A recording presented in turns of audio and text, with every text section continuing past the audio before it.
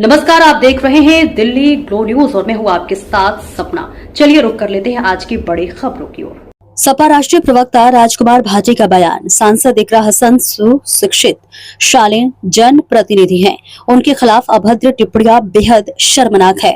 इस तरह की टिप्पणी करना इंसानियत के खिलाफ। तानाशाह हमेशा जनता की आवाज से डरते हैं। सपा की पीठ की चौपाल निरंतर जारी रहेगी। भाटी ने कहा, आज जितने भी माफिया हैं वो बीजेपी में शामिल हैं। सहारनपुर में हमने पीटीए चौपाल का आयोजन किया और ये हम जिले जिले में जाके विधानसभा वाइज कर रहे हैं। 50 विधानसभाओं में मैं अब तक पीटीए चौपाल आयोजित कर चुका हूं और इसका उद्देश्य पीटीए समाज के लोगों को जागरूक करना और संगठित करना है और राजनीति में उनके साथ जो शासन के द्वारा भेदभाव किया जा रहा है, जो अन्याय किया जा रहा है, उसके प्रति जागरूक करना है। अगर बात करें भी कल एक इकरा हसन एमपी उनकी एक वीडियो वायरल हुई, उन्होंने आरोप लगाया था प्रदीप चौधरी के समर्थन में, आप किस तरह से देखते हैं? बीजेपी और आरएसएस इस तरह के षड्यंत्र करते रहते हैं। ये कहीं मिट्टी में मूर्ति दबा देंगे, फिर कहेंगे यहाँ शिव जी प्रकट हुए हैं।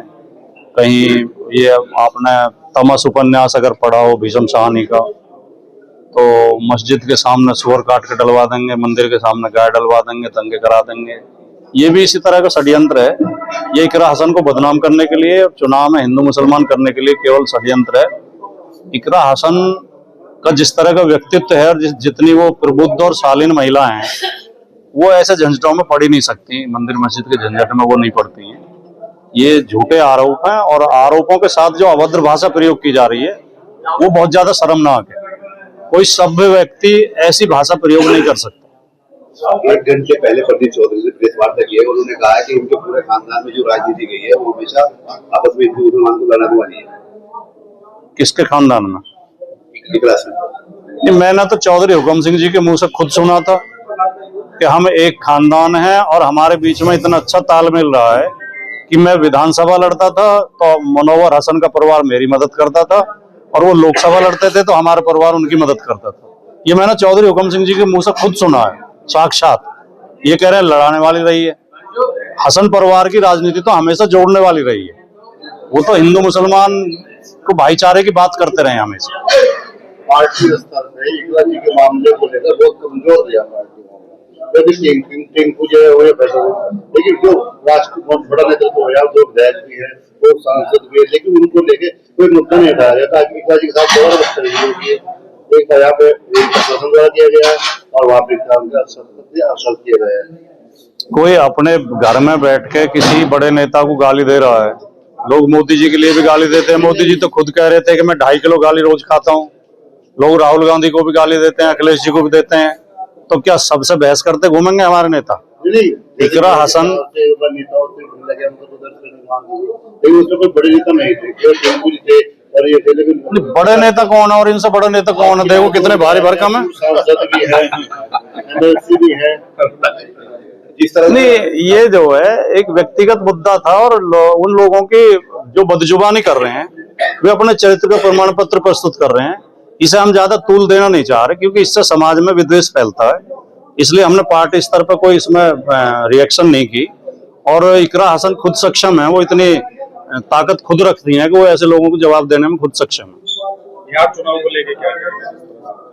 बिहार में आरजेडी की सरकार बनने जा रही है। इंडिया गठबंधन की सरकार बनेगी और भारतीय जनता पार्टी और एनडीए बुरी तरह हारेंगे।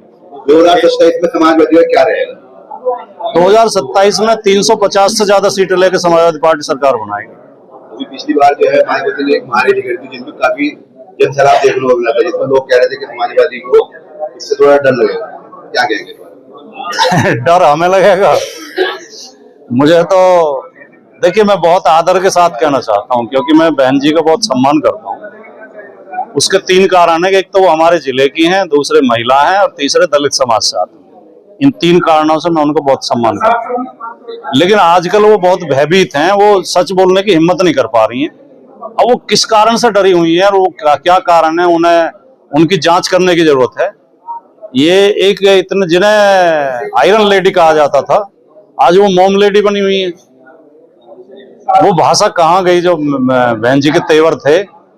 विपक्ष के नेता का और मीडिया का काम होता है सरकार की आलोचना करना, सरकार की प्रशंसा करना नहीं होता। सरकार की प्रशंसा के लिए तो ऐड दिए जाते हैं।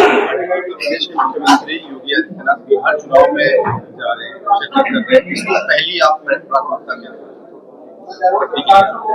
अब योगी जी का ऑरा खत्म हो चुका है। उनका जो व्यक्तित्व का आकर्षण था वो लोग धीरे धीरे समझ गए हैं कि इस आदमी के पास ज्यादा कुछ है नहीं, केवल हिंदू मुसलमान करने के। उनका रटा रटा है भाषण में आज ही बता देता हूँ वो क्या कहेंगे बिहार में जाके। वो कहेंगे लड़ाई अली की और बजरंगबली की है, लड़ाई 20-80 की है और कटोगे तो बटोगे। इसके अलावा कुछ कभी उन्होंने कहा हो तो बता दो। उन्होंने कोई भी इतिहास की, साहित्य की, कोई संस्कृति की, कोई राजनीति की बात कभी कही हो, संविधान की कोई बात कही हो? खुद ही काटते हैं, खुद ही बांटते हैं, फिर कहते हैं कटोगे तो बटोगे। उनका एक बयान आया है कि देश में माफियाओं को जहन्नुम की यात्रा में भेज दिया हम लोगों ने, और जो अराजकता फैलाते थे उनकी दुर्गति हो रही है वहां पे, और लोगों की जो ऐसे लोग थे उनकी संपत्ति हम लोगों ने जब्त करके गरीबों के लिए आवास बना दी। नहीं, जितने माफिया थे वो तो सब कमल छाप झंडा लगाए घूम रहे हैं गाड़ियों पे। सारे तो बीजेपी में शामिल हो गए, किसे नाबूद करेंगे। लोकसभा चुनाव में तो अगर पता नहीं आपके पास खबर है या नहीं है, एक चैनल ने चलाई हुई थी, माफियाओं की मीटिंग अमित शाह ने ली थी खुद जाके, धनंजय सिंह के नेतृत्व में। धनंजय सिंह ने मीटिंग आयोजित कराई थी, पूर्वांचल के सारे माफियाओं की मीटिंग अमित शाह ने ली थी, जो देश के गृह मंत्री हैं। ये किस मुंह से माफियाओं का नाश करने की बात करते हैं? और जो अराजकता की बात है, अभी पीछे ही तो एबीवीपी के छात्र वो कर रहे थे, हल्ला कर रहे थे, नहीं कर रहे थे, पुलिस से टकराव हो रहा था, नहीं हो रहा था। तो अराजकता इसे कहते हैं। योगी आदित्यनाथ कह रहे हैं दीपावली का पर्व है, एक व्यक्ति की मदद जरूर करनी चाहिए और एक तरफ बुलडोजर की कार्रवाई, क्या कहते हैं?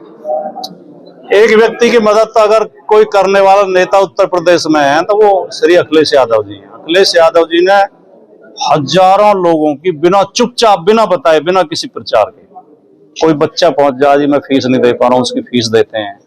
कोई विकलांग पहुंच जाए जी मेरे पास वो नहीं है व्हील चेयर, उसे व्हील चेयर देते हैं। कोई बेटी पहुंच जाए, बेटी का बाप पहुंच जाए कि बेटी की शादी है, मेरे पास संसाधन, उनकी मदद करते हैं। योगी जी ने किसकी मदद की है? योगी जी तो सरकार होते हुए मदद नहीं कर पा रहे हैं। विचार तो ये सही है उनका, दिवाली हो या ईद हो, त्योहारों पे हमें गरीबों की मदद करनी चाहिए और हर व्यक्ति कोशिश करे कि एक आदमी की मदद करे। विचार तो ये बहुत बढ़िया है, लेकिन आप तो सरकार में बैठे हो, आपको कहने की क्या जरूरत है? आप तो कर दो। कथनी और करनी का अंतर दूर करें मुख्यमंत्री जी।